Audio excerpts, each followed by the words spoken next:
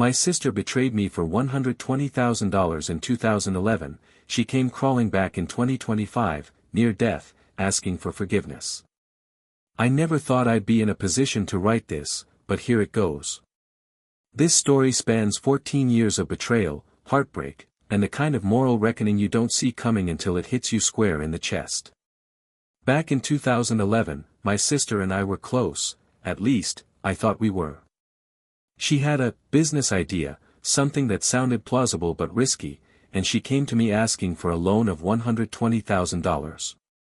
I know, it sounds insane, but at the time, I trusted her completely. I thought she was my sister, my family, and that family meant loyalty. I didn't just give her the money, I arranged it legally, drafted an agreement, everything. I wanted to protect both of us. I believed in her, and I genuinely thought this was going to be a turning point for her. Months turned into a year, and she made excuses. Her business failed. She needed more money. She said she'd pay me back as soon as she could. I didn't see the red flags, or maybe I refused to, I was blinded by love for my family. Then it happened. She disappeared. Just, gone. No calls, no emails, nothing. It was like she had vanished off the face of the earth. I tried contacting her friends, her business partners, anyone who might know something. The trail went cold. I felt like an idiot. I had trusted my own sister with everything, and she vanished with $120,000. Years passed. I eventually moved on, but the anger and resentment never fully left me. Whenever I thought about family, she was the shadow over it. I built walls around my heart. My trust in people, especially family, was shattered. Fast forward to 2025. I received a call from a hospital. My sister had been in a serious accident and was on life support. She was near death. I remember feeling a surge of emotions, fear, anger, disbelief. Part of me wanted to ignore it, to let karma deal with her. But, part of me couldn't. I went to see her. She barely recognized me at first. Her voice was weak, rasping, but the words cut me deeper than I could have imagined. I'm sorry. I shouldn't have done what I did. Please, forgive me. I stared at her.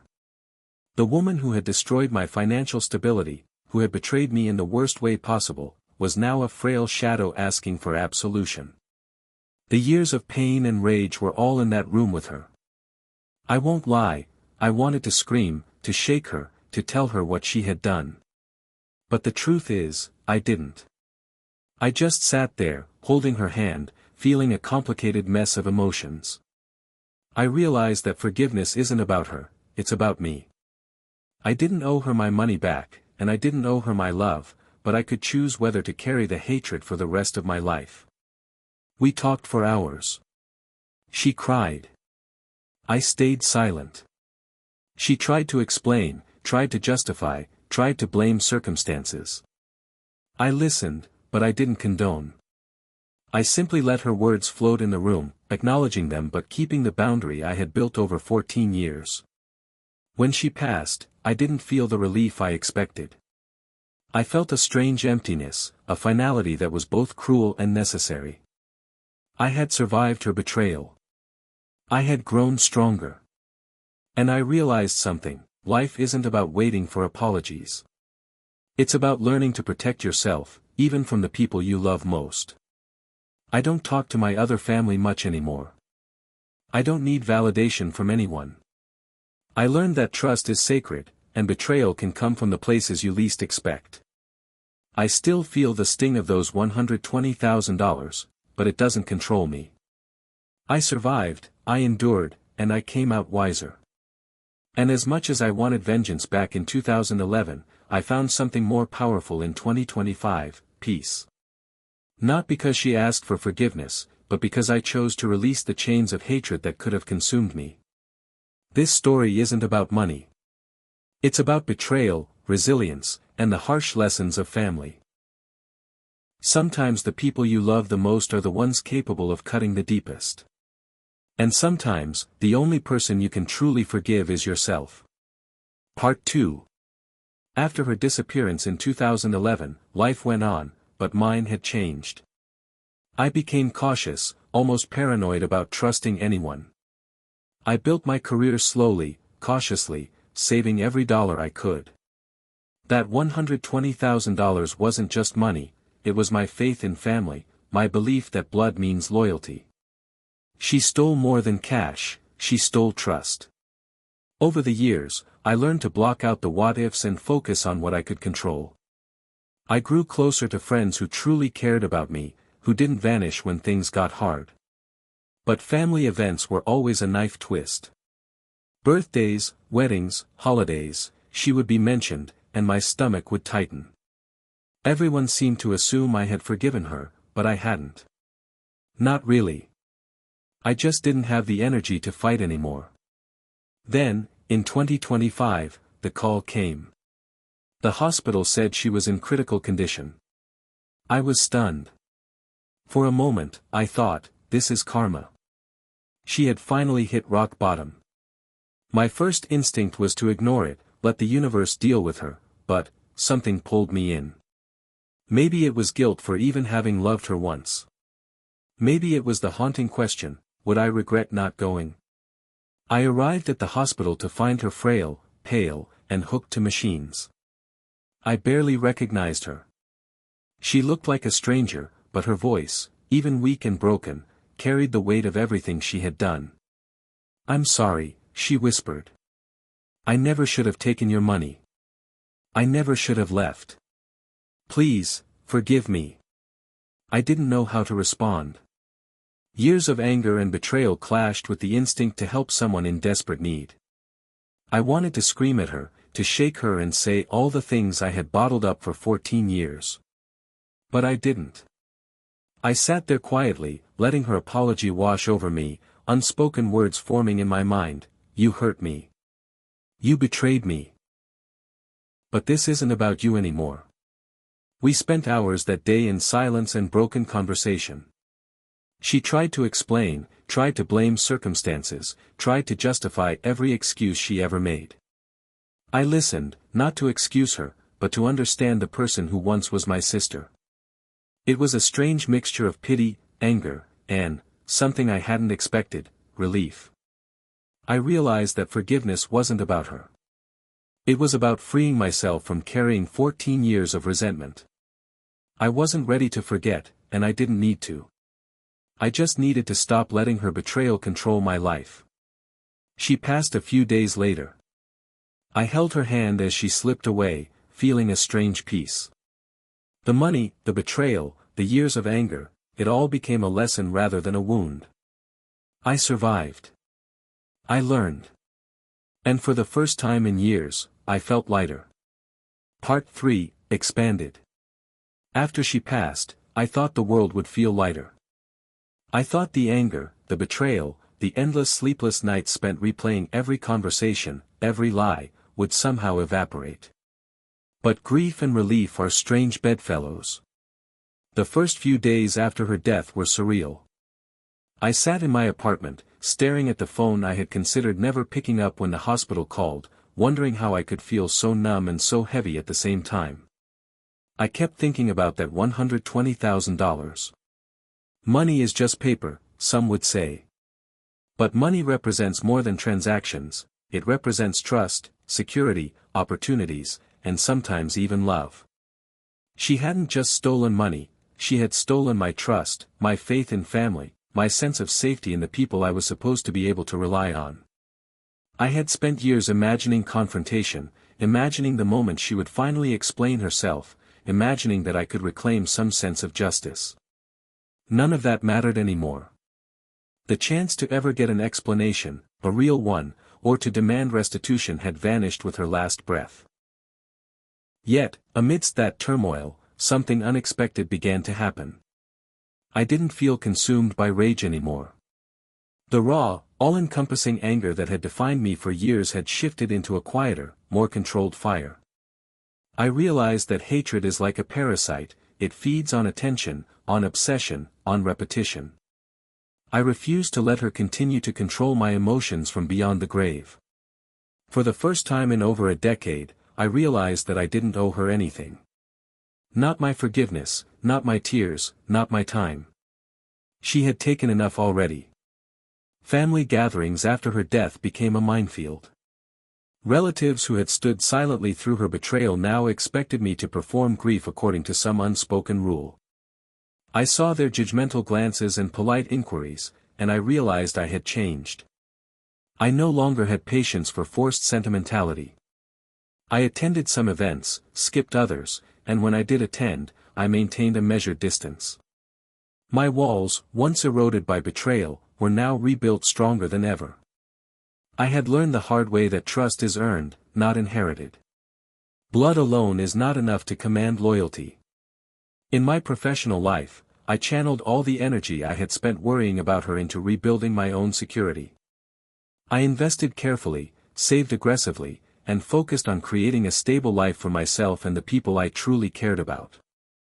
I developed a keen eye for authenticity, for loyalty, for who deserved a place in my inner circle. Friends, mentors, colleagues, those who were genuine, those who stayed when things got hard, became the family I chose for myself. My sister's betrayal had taught me a lesson that no amount of self-help book or advice could ever replicate: loyalty is priceless, and it must be protected. But it wasn't just about others. It was about myself. I had to confront the part of me that had been hurt, the part that had been naive enough to trust blindly, that had opened my heart only to be walked on. I spent long nights thinking about my own role in this, about the choices I had made, the risks I had taken, the love I had extended to someone undeserving. Slowly, almost imperceptibly, I began to forgive myself. I forgave myself for trusting her, for believing in her, for allowing her actions to shape my life in the ways they had. This was not forgiveness for her sake, she would never receive it, but a release for me. I also began to reflect on the years I had lost, the years I had spent in anger and obsession, the nights I had lain awake replaying every lie, every stolen dollar, every broken promise. Those years were gone, irrevocable, but they were also lessons. I realized that betrayal doesn't have to define your life. Pain doesn't have to consume you. I could take the lesson, learn from it, and let the experience strengthen me rather than destroy me. As months passed, I noticed subtle changes in myself. I could think about 2011 without my stomach knotting. I could recall her face without a surge of fury. I could even remember moments of hope I had had for her without feeling naive or foolish. I still felt the sting of her betrayal, but it was no longer a living, breathing thing inside me. It had become a chapter, a story I could recount without being consumed by it. I started investing in relationships that mattered, in people who proved their loyalty daily. I learned to value honesty above all else. I became protective of my emotional and financial boundaries, and I no longer gave trust lightly. The pain she caused became a guide, a compass that helped me navigate a world where not everyone is as they seem, even those closest to you. By the time the first anniversary of her death came, I could finally sit quietly with the memories. I could remember the hope I had felt for her, the dreams I had invested in, and the betrayal that followed, and not be overwhelmed. I had survived the worst family betrayal I had ever experienced, and I had come out stronger, wiser, and more self-aware. In the end, the $120,000 was never just money. It was a test of my patience, my judgment, and my capacity to endure. And although it was a painful lesson, it also became a turning point. I didn't just recover financially, I recovered emotionally. I didn't just regain control over my life, I regained control over my heart and mind. I learned that forgiveness is optional, justice is often delayed or denied, and sometimes, the only person you truly need to forgive is yourself. Part 4, Expanded. After the first anniversary of her death, I realized that life had changed in ways I hadn't fully understood until that moment. The shadow of betrayal that had haunted me for 14 years was no longer lurking in the corners of my mind. Instead, it had transformed into a quiet awareness, a reminder of how fragile trust is, and how carefully it must be protected. I began to examine not only my own life but the lives of those around me, carefully distinguishing between genuine loyalty and superficial connections. Family dynamics had shifted. Some relatives tried to offer sympathy, as if her betrayal could be excused now that she was gone. Others tried to engage me in old disputes, subtly pressuring me to let it go or to reconcile with the past. I quickly learned that these social expectations were irrelevant. My peace wasn't contingent on their approval. My healing wasn't dependent on anyone else's sense of morality. I had to define it for myself. Financially, I rebuilt everything she had stolen from me, slowly, meticulously, and deliberately. Every dollar I earned from that point forward felt like reclamation, not just of money, but of dignity, of self-respect. I realized that wealth, while not the root of the pain, was a symbol of what had been taken from me. Regaining it wasn't about revenge. It was about proving to myself that her actions could not permanently define my life. I could rise, even after being betrayed by someone closest to me. Emotionally, the lessons were far more profound. I stopped expecting apologies, explanations, or acknowledgments from anyone who had hurt me, including my sister. Her words in the hospital, her desperate pleas for forgiveness, no longer held power over me. I had learned that reconciliation doesn't require her participation. Healing is personal. Boundaries are personal. And the only person whose approval mattered was my own. I began to write about the experience. Journals at first, then emails to close friends, eventually reflections I could share anonymously on forums where people sought guidance about family betrayal. Writing became a form of therapy. I dissected each memory, each interaction, each moment of trust and betrayal. I confronted my own weaknesses, the naivety that allowed me to give her $120,000, the optimism that made me believe in her promises, the emotional openness that left me vulnerable. But I also celebrated my strengths, resilience, patience, and the ability to eventually find peace. Socially, my relationships changed. I became more discerning, not cynical, but careful. I invested in people who demonstrated reliability over time, who proved that they valued integrity over convenience. I learned to recognize manipulation, deceit, and empty apologies before they could affect me. And I allowed myself to cherish those who truly cared, without guilt or hesitation. I realized that the world is not simply black and white, but I could choose which people deserved space in my life. Interestingly, forgiving myself became more important than anything else. For years, I had blamed myself for trusting her, for believing in her, for allowing her actions to disrupt my life. That self-blame was heavier than any monetary loss. Slowly, I began to release it. I forgave myself for being human. I forgave myself for misjudging someone I loved. I forgave myself for the anger I had carried. And in doing so, I discovered a freedom I had never known, the freedom to live without her shadow looming over every decision, every relationship, every success. I also reflected on the nature of family itself. Blood is not an automatic bond of loyalty or care. Some people are bound to you biologically, but betray you emotionally and financially. Others, unrelated by blood, prove themselves to be more loyal and trustworthy than family could ever hope to be. This realization reshaped my understanding of relationships entirely. I no longer assumed love or loyalty based solely on family ties. I measured it in actions, not words. In the quiet moments, when the world seemed still and I allowed myself to think about her, I didn't feel anger anymore. I didn't feel sadness in the traditional sense. I felt an acknowledgement, a recognition of the complexity of human flaws, the inevitability of mistakes, and the resilience required to survive them. She had taken a part of my life, but she hadn't taken my spirit. She had tested me, and in the end, I had grown stronger, wiser, and more grounded in who I was.